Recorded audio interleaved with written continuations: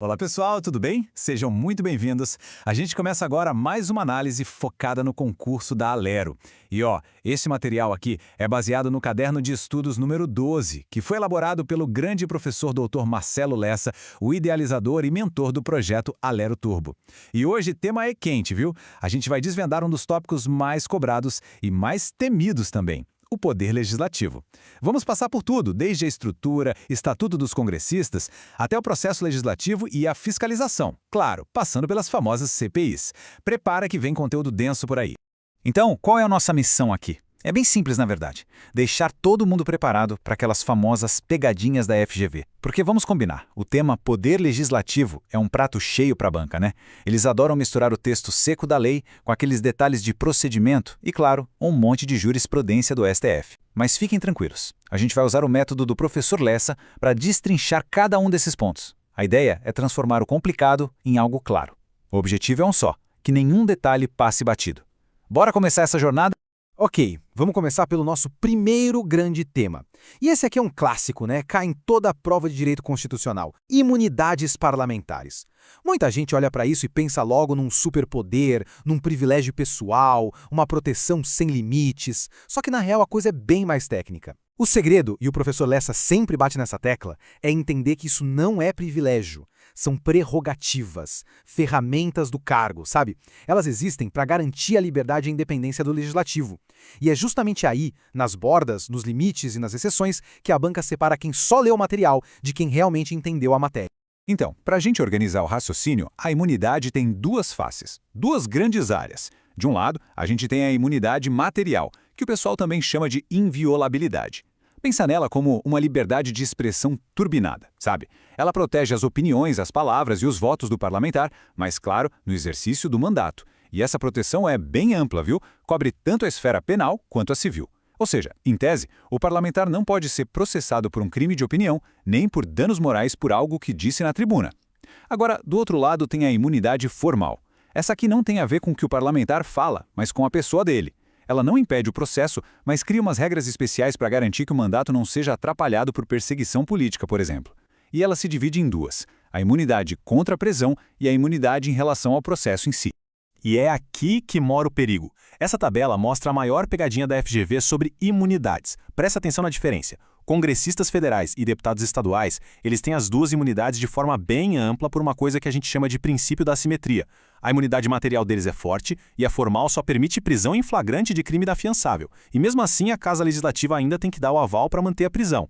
Mas o foco da banca, onde eles querem pegar a gente, é sempre no vereador. Anota aí, a imunidade material do vereador é limitada, restrita. Ela só vale dentro do território do município dele. E o ponto que derruba muita gente boa: vereador não tem imunidade formal, nem para prisão, nem para processo. É isso. Essa informação aqui vale ouro na hora da prova. Beleza, superamos as imunidades. Agora a gente vai entrar no chão de fábrica do legislativo, o processo legislativo, a criação das leis. E aqui, gente, é um caminho cheio de detalhes, né? São etapas, quórums, prazos, quem pode propor a lei, e é exatamente nesses detalhes que a FGV pesca os desatentos. Então, para a gente ser bem estratégico, como o professor Lessa ensina, vamos focar em dois pontos que são figurinha carimbada em prova: o rito das medidas provisórias e aquele processo de sanção e veto que tem até uma súmula do STF que é matador em concurso. Falando de medida provisória, ou MP, esse é um dos instrumentos mais poderosos do presidente. Ele edita e, bum, já tem força de lei na hora. Só que essa força tem prazo de validade. Ela nasce valendo por 60 dias e pode ser prorrogada por mais 60, totalizando 120 dias. Mas o ponto de atenção máxima, o que a prova adora cobrar, é o que acontece no dia 45. A partir do 45º dia, se a MP ainda não foi votada, meu amigo, ela entra em regime de urgência e simplesmente tranca a pauta da casa onde ela estiver. Nada mais é votado até resolverem a vida da MP. É uma pressão enorme, né? E se no final dos 120 dias ela não virar lei, já era. Perde toda a eficácia e é como se nunca tivesse existido.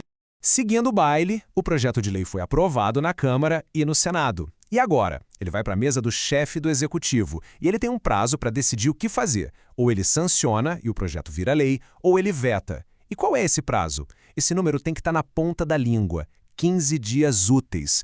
Úteis. A FGV ama de paixão trocar úteis por corridos só para derrubar o candidato. É um detalhezinho bobo, mas que define a questão.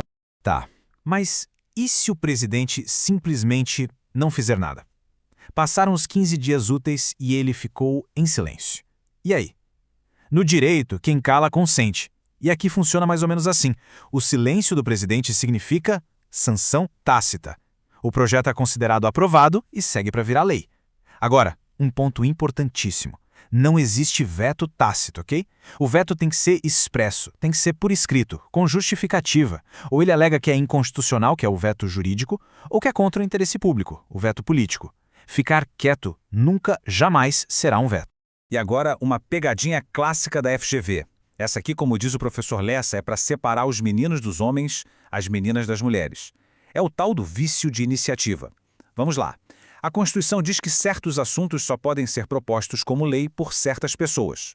Exemplo clássico: aumento de salário de servidor do Executivo. Só o chefe do Executivo pode propor.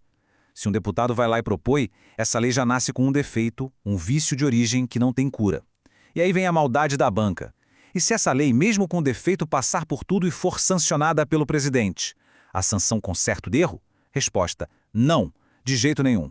O vício de iniciativa é como um pecado original, não tem batismo que salve. A súmula 5 do STF é clara nisso. A lei é inconstitucional e ponto final. Mudando de assunto agora, vamos falar de fiscalização. E quando a gente fala disso, o que vem à cabeça? A CPI, claro. A famosa Comissão Parlamentar de Inquérito. Todo mundo sabe que as CPIs têm poderes gigantescos. Tanto que o STF já disse que são poderes parecidos com os de um juiz na fase de investigação. Mas, e sempre tem o mas, esses poderes não são um cheque em branco. Eles não são ilimitados. E é justamente saber onde termina o poder da CPI que vai garantir aquela questão na prova. O segredo é dominar a fronteira entre o que a CPI pode e o que ela não pode fazer. Então vamos lá. Começando pelo que a CPI pode fazer. Ela tem esses poderes de instrução judicial, certo? Isso significa que ela pode, por exemplo, quebrar sigilo bancário, fiscal e de dados. E atenção aqui, é sigilo de dados telefônicos, ou seja, para quem ligou, quando, não é o conteúdo da conversa, ok? A CPI também pode convocar qualquer pessoa, até ministro, para depor. E se não for, pode responder por crime de responsabilidade. Ela também pode prender em flagrante uma testemunha que está lá mentindo na cara dura. E por último, um detalhe crucial que a FGV ama. Criar uma CPI é um direito da minoria. Se tiver 1/3 das assinaturas, um fato para investigar e um prazo definido, o presidente da casa é obrigado a instalar. Não é um se ele quiser, é uma obrigação. Ok, mas agora vamos para o outro lado da moeda. O que a CPI não pode fazer de jeito nenhum. Existem coisas que são tão sérias, que mexem tanto com direitos fundamentais, que só um juiz pode autorizar. É o que a gente chama de cláusula de reserva de jurisdição. Traduzindo, é matéria exclusiva do Poder Judiciário. Então, uma CPI não pode mandar a polícia fazer busca e apreensão na casa de alguém, não pode grampear o telefone de ninguém e também não pode ordenar o bloqueio de bens. Para fazer qualquer uma dessas coisas, a CPI precisa pedir autorização para um juiz. A única prisão que a CPI pode fazer por conta própria é aquela da testemunha mentirosa, em flagrante. Fora isso, qualquer cana depende de ordem judicial. E para fechar o assunto CPI, uma pegadinha de nível avançado, daquelas que a FGV usa para filtrar mesmo. Sabe aqueles poderes de quebra de sigilo bancário que a gente falou? Pois é, eles valem para CPIs federais, lá no Congresso, e para as estaduais, nas assembleias. Mas, e o STF já bateu o martelo nisso, as CPIs municipais, lá na Câmara de Vereadores, não têm esse poder. Uma CPI de vereadores não pode, por conta própria, quebrar o sigilo bancário de ninguém. Se ela precisar dessa informação, ela tem que pedir autorização a um juiz. É uma diferença sutil, mas que pode valer sua aprovação. Fica a dica.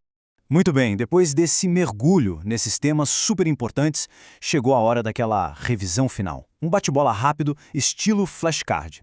Vamos fixar aqueles pontos essenciais que a gente viu aqui. É para consolidar o conhecimento, sabe? Deixar aquela informação na memória de curto prazo, prontinha para ser usada no dia da prova. Preparados? Vamos lá! Primeiro, flashcard, derrubada de veto. O presidente vetou um projeto. E aí? O Congresso pode derrubar esse veto? Pode, mas como? Precisa de uma sessão conjunta, com deputados e senadores, e o voto da maioria absoluta de cada uma das casas. Não é maioria simples, não é 3/5, é maioria absoluta. Gravou? Segundo flashcard, e se uma PEC, uma proposta de emenda à Constituição, for rejeitada? Ela pode ser apresentada de novo na semana seguinte? Não, a regra é clara. Matéria de PEC rejeitada só pode ser reapresentada na próxima sessão legislativa. E o que é isso na prática? Só no ano que vem. É uma forma de proteger a Constituição de mudanças apressadas. E o nosso terceiro e último flashcard de hoje. O que acontece quando uma medida provisória é rejeitada ou perde o prazo? Ela simplesmente deixa de valer? Sim, mas tem um detalhe. Ela perde os efeitos desde o dia em que foi criada. O efeito é ex tunc, ou seja, ele volta no tempo. É como se a MP nunca tivesse existido. E para organizar a bagunça que isso pode gerar, o Congresso precisa editar um decreto legislativo para dizer como ficam as situações que aconteceram enquanto ela estava valendo. E para a gente fechar com chave de ouro, uma citação do professor Marcelo Lessa que amarra tudo o que a gente conversou. O segredo é o detalhe. CPI não invade casa, veto derrubado é lei e imunidade de vereador não sai do município. Perfeito, né? Resume os pontos cruciais. É nesses detalhes que a FGV vai te testar. Bom, pessoal, este resumo foi produzido a partir do conteúdo do projeto Aleroturbo, sob autoria e orientação do professor Dr. Marcelo Lessa. Se esse conteúdo te ajudou, não esqueça de se inscrever no canal e ativar o sininho das notificações. Assim, o YouTube te avisa imediatamente assim que o próximo resumo for liberado. Até a próxima!